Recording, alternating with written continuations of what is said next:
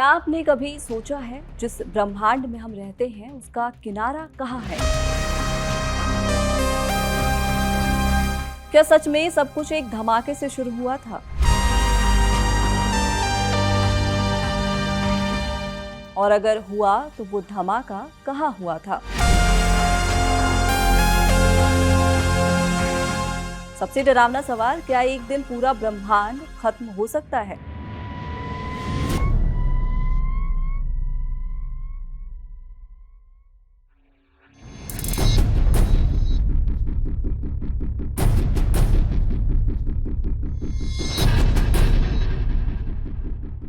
आसमान में दिखने वाले तारे सिर्फ चमकते बिंदु नहीं हैं, वे हमें एक ऐसी कहानी बता रहे हैं जो करीब 14 अरब साल पुरानी है।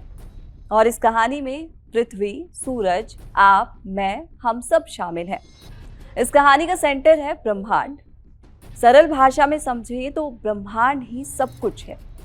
जो कुछ भी मौजूद है, अंतरिक्ष, ग्रह, तारे, आकाश गंगाएं, ऊर्जा और समय, सब कुछ ब्रह्मांड का हिस्सा है। लेकिन इसी ब्रह्मांड में एक ऐसा बदलाव हो रहा है जो शायद हमारी और आपकी कहानी बदल कर रख देगा। हाय, मैं हूं सुप्रिया। ब्रह्मांड डिकोड के इस एपिसोड में बात होगी ब्रह्मांड क्यों फैल रहा है, ब्रह्मांड के फैलने का क्या मतलब है और क्या ये किसी अंत का संकेत है।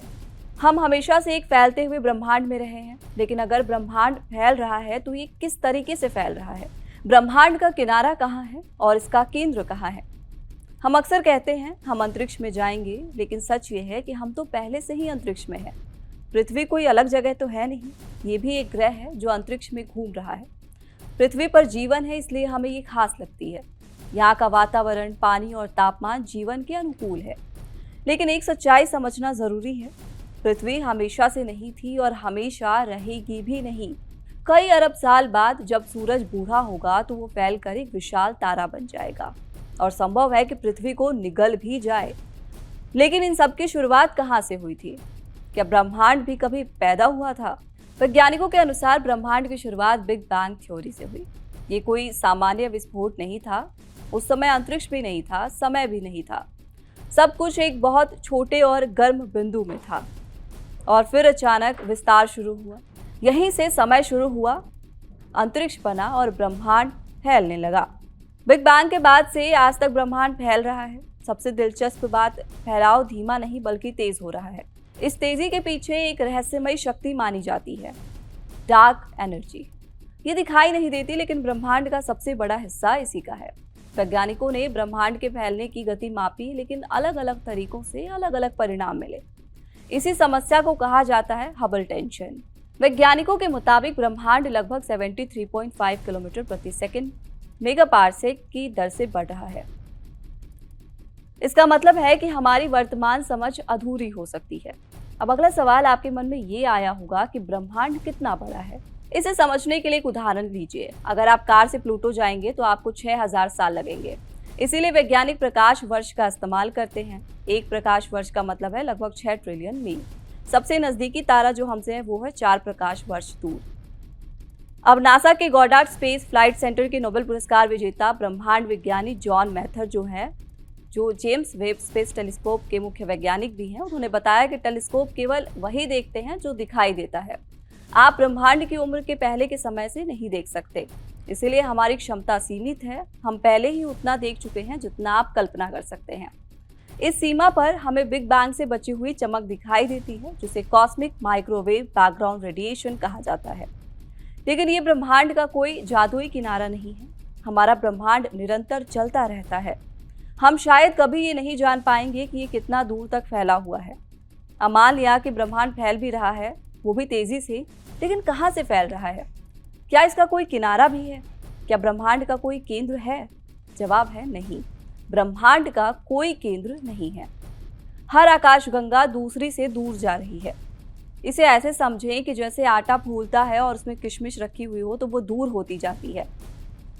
अब एक बहुत ज़रूरी बात, क्योंकि ब्रह्मांड लगातार तेजी से फैल रहा है, इसीलिए जो सबसे दूर आकाशगंगाएं हमें 13.5 अरब प्रकाश वर्ष दूर दिखती है, वे असल में उससे भी कहीं ज़्यादा दूर है। हमारी अपनी आकाशगंगा का नाम मिल्की वे गैलेक्सी है। ये एक स्पाइरल यानी कि घुमावदार गैलेक्सी है जिसमें तारों की एक बड़ी डिस्क होती है जो करीब 1 लाख प्रकाश वर्ष से भी ज्यादा फैली हुई है। पृथ्वी इस गैलेक्सी की एक स्पाइरल भुजा यानी आर्म में स्थित है और ये गैलेक्सी के केंद्र से लगभग बीच की दूरी पर है। हमारा सौर मंडल इस गैलेक्सी का एक चक्कर पूरा करने में करीब 240 मिलियन माने 24 करोड़ साल लेता है। अब अगला सवाल यह है कि क्या ब्रह्मांड का अंत होगा? ये अभी भी एक रहस्य है। एक संभावना है बिग क्रंच। इस भयावह सिद्धांत के अनुसार ब्रह्मांड एक समय के बाद अपने आप में ढहना शुरू हो जाएगा।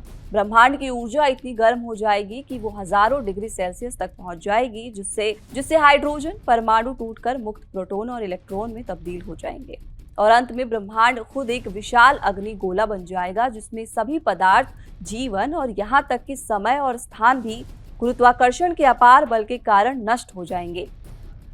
लेकिन दूसरी संभावना ये भी है कि ब्रह्मांड हमेशा फैलता ही रहेगा। अब अगला सवाल यह है कि क्या हम सब कुछ जान पाएंगे? शायद नहीं। हम केवल उतना ही देख सकते हैं जितना प्रकाश हम तक पहुंचाता है। इससे आगे क्या है ये अभी भी अनजान है। ब्रह्मांड लगभग 14 अरब वर्ष पुराना है। हमारा सौर मंडल 4.6 अरब वर्ष पुराना है। पृथ्वी पर जीवन लगभग 3.8 अरब वर्षों से अस्तित्व में है और मनुष्य केवल कुछ लाख सालों से ही अस्तित्व में है। दूसरे शब्दों में ब्रह्मांड का अस्तित्व हमारी प्रजाति से लगभग 56,000 गुना अधिक पुराना है। इस हिसाब से लगभग हर घटना जो अब तक घटी है वो मनुष्य के अस्तित्व में आने से पहले ही हो चुकी है। इसलिए स्वाभाविक रूप से हमारे पास अनगिनत प्रश्न हैं, क्योंकि ब्रह्मांडीय दृष्टि से हम अभी अभी इस दुनिया में आए हैं। फिलहाल ब्रह्मांडी गोड के इस एपिसोड में इतना ही। आप स्पेस से जुड़ी कोई भी कहानी समझना चाहते हैं तो कमेंट बॉक्स में जरूर बताएं। मैं थी आपके साथ सुप्रिया और कैमरे के पीछे हमारे साथी पंकज।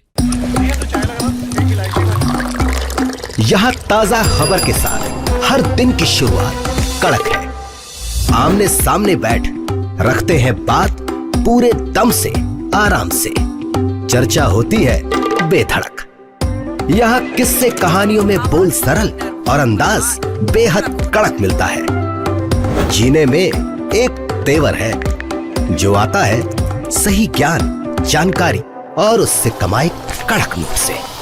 इधर मौके पर चौका नहीं छक्का लगा जलवा दिखाते हैं। कड़क क्रिकेट से अपने रोमांच को जो बढ़ाते हैं। यहाँ की हर बात का मिजाज एक है, मिजाज कड़क। आपका अपना YouTube चैनल कड़क लाइव पे धड़क।